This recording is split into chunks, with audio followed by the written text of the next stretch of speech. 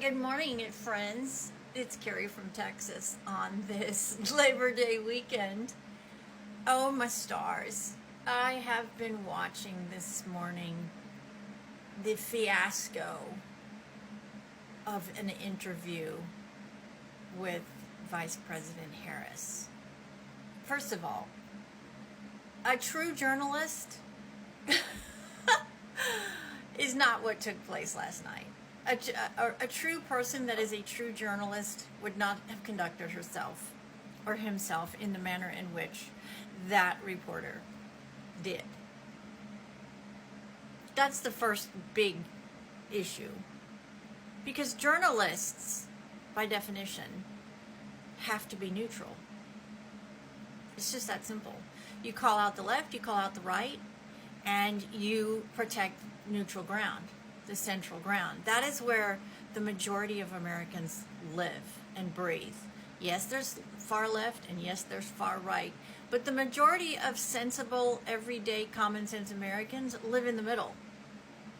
And it is the charge of the news media to present non-biased facts. But this particular reporter is bought and paid for.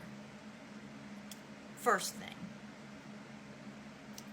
Did anybody get an answer on anything?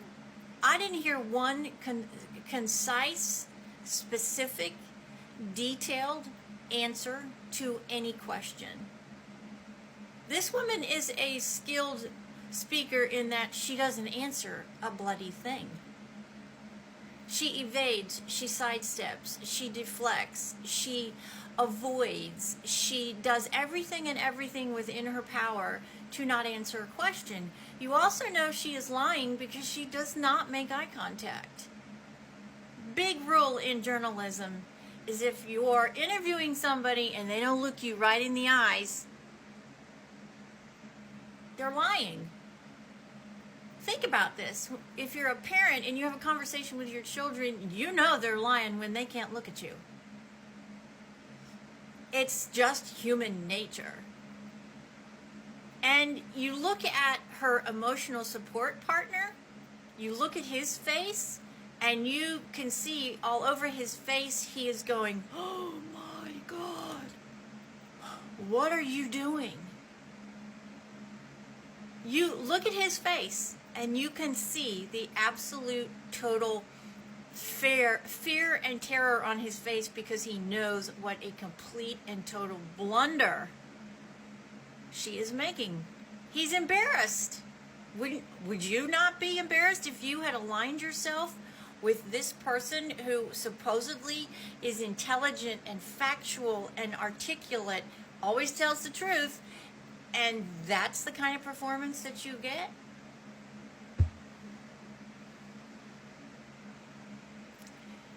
If there was even a shred of thought process in my brain, because I am a centralist, there are people that I agree with and policies on both sides of the aisle. But 90% of what I believe is a conservative platform, because 90% of the American public does too. Because we have common sense. MAGA is the party of common sense. And if you did any investigation into exactly what MAGA is and the beliefs of the MAGA supporter, you would know that this left-wing rhetoric is just rhetoric. Even a person on the vice presidential ticket for Robert F. Kennedy says it in an interview. She admits it. She was sold a total story and incorrect information. She was sold a package on MAGA, and she now knows that that is wrong.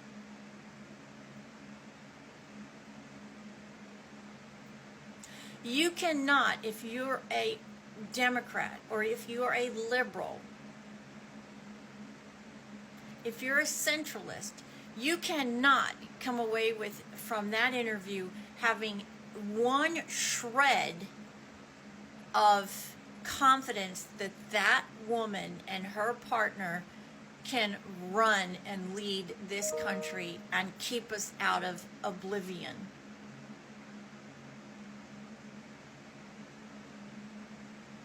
And that's where we are. If you are really honest with yourself and you watch that interview, you know every single time she opened her mouth, she was being deceitful or non-truthful, or she just has no clue. That's probably 90% of it. She is not skilled enough to be the most powerful person in the world. It just is the honest truth.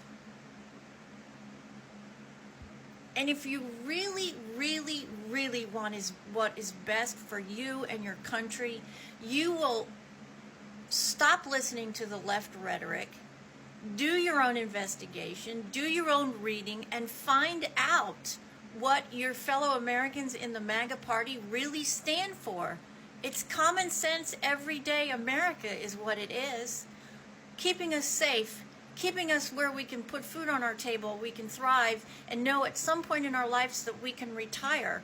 With this platform, people, I'm telling you, as somebody that is 62 and absolutely petrified, that I will be working for the rest of my life because of what has happened in the last 4 years, if that continues, I can't even bring myself to talk about it. It is not, after 43 years working in this country, where I thought my husband and I would be and what we would be looking at, and the absolute terror of where we could be if this agenda is voted into office. And all those people that are already retired, they're as terrified because they see what they have left dwindling away faster than they can rebuild it. It's like pulling the plug in a bathtub. It just continues to just drain. You cannot, if you're honest with yourself and you watch that interview, have any confidence in Kamala Harris and her abilities to run what is the most powerful country on earth, by not much anymore, and prevent us from all not ending up in complete and total oblivion. That's where she'll take us. Guilty people act. Dishonest people and people who cannot meet the challenges that are before them acted the way she did for the entire interview. The only reason the interview was even functional is the reporter continued to give her opportunity after opportunity. The reporter was not a true reporter because she was covering for her interviewee.